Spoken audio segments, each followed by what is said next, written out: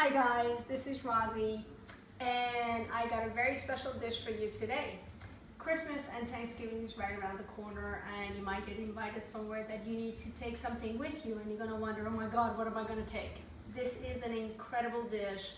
It is a filled pizza. It's an Italian dough bread that is filled with all sorts of goodies, and it's gonna make it a party favorite.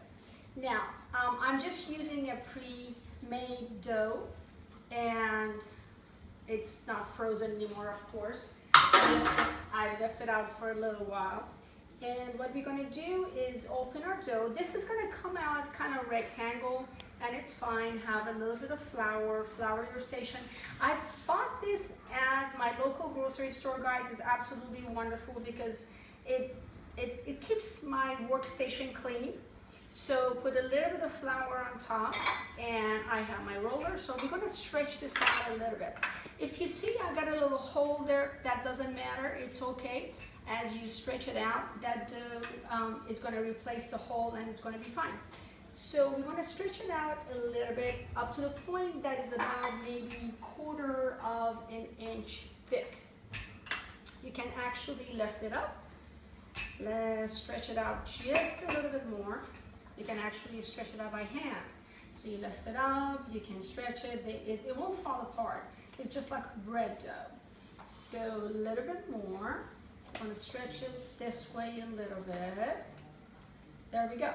So, as you see, that hole didn't go anywhere. So what I'm going to do, I'm gonna cut a piece out and put it where the hole is. And that's gonna take care of that. There you go. So, once you stretch it to the length that you need, which is about this big, just put about maybe about a tablespoon of olive oil, and take your hand and just make that olive oil go everywhere on your dough. Perfect. The first thing we are going to put, now as far as the ingredient is concerned, put whatever you like or take away whatever you don't want. I make these two styles. I make it Italian style and I make it Greek style.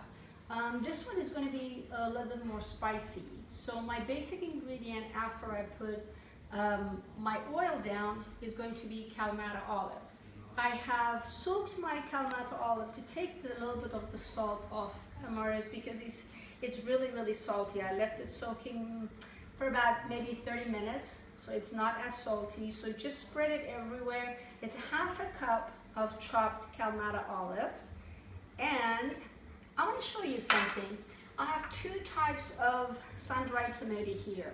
One of them is really nice and red and beautiful, and the other one look black. This one is just older.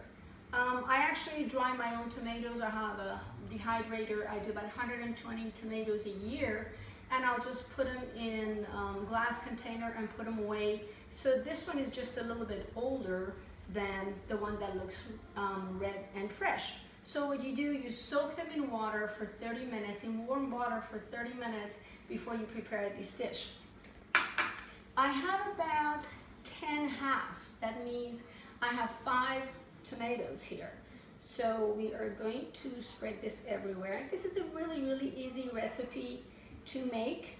Prep time is nothing. And baking time, keep your oven at 350, have that ready. And this is only going to bake for about 30 minutes. So I have my sun-dried tomato everywhere. Beautiful. It's a beautiful dish. And I'm going to add 1/2 cup of ham. In Central America, they use this dish a lot. It's called pan de jamon. And it's very Christmas. It's a very Christmas dish. Everybody, every family, every bakery prepares this and they sell it. They put raisins in it. I'm not a very big fan of raisins when it comes to my savory food. So I had 1/2 cup of cured ham. I try to buy less fat, so I know it's kind of sinful dish. My daughter Sophia always says 80-20 mom. 80% of the time you behave, and 20% of the time I get my horns and my tail out and misbehave. This is one of those misbehaved dishes. So I put my sun-dried tomatoes, which was a 1/2 cup.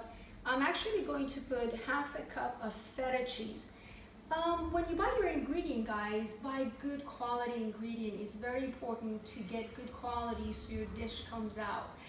When it comes to mozzarella, when it comes to feta cheese, Don't buy the cheaper brand, actually buy the better brand, because it makes a difference. It shows in your dish. So I'm going to spread this feta cheese all over my open pizza dough. So we got that going. Wonderful. I got Parmigiano Romano, also really nice high quality Parmesan cheese.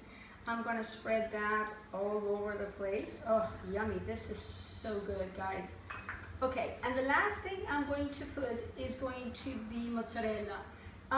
Your mozzarella should be dry. You don't want to have a really moist mozzarella that comes in water, because it's going to just bleed everywhere and comes out of the bread. So you want a low moisture mozzarella. So there we go. We have everywhere. We had Kalamata olive, we had feta cheese, we had mozzarella. Everything is half a cup, guys. Half a cup of ham, half a cup of feta cheese, half a cup of mozzarella, half a cup of Kalamata olive, and half a cup of sun-dried tomato that was rehydrated. And since I made 2 of them today, this one I'm going to make a little bit more spicy. So I'm actually going to put hot pepper flakes in them. And you can make half and half. If you have a finicky eater that doesn't like spice, you can make 1/2, or you can make portion that you do not have pepper in it. So this is hot pepper flakes. I'm going to add just a little bit more. I like a little bit more zing. Just a tiny bit more. There you go. And now, once this is done, very, very simple. Let me rinse my hand really quick. Once this is done, what I'm going to do, I'm going to roll this over gently. Fold the corners, and just fold over. Easy. Not much effort needed. There you go. You see? I folded all of it over, really easy. I have my baking dish ready to go, and I already have parchment paper at the bottom. Gently grab, lift, and bring over. There we go. Now what I'm going to do, I have 1 beaten egg with a couple of tablespoons of water. So I'm actually going to brush this with egg and water mix. There we go. Once it's done, guys, wait until your bread is completely cooled off, or at least warm, before you cut it. There is so much cheese in here that is going to actually come oozing out, and not everybody's going to get all the goodies that you made that's in there. So once my bread is completely all over this bread, my egg is all over, I actually have some sesame seed. So just sprinkle with as much or as little as you like. There you go. It doesn't matter if it's all crooked, it's gonna bake just the same, guys.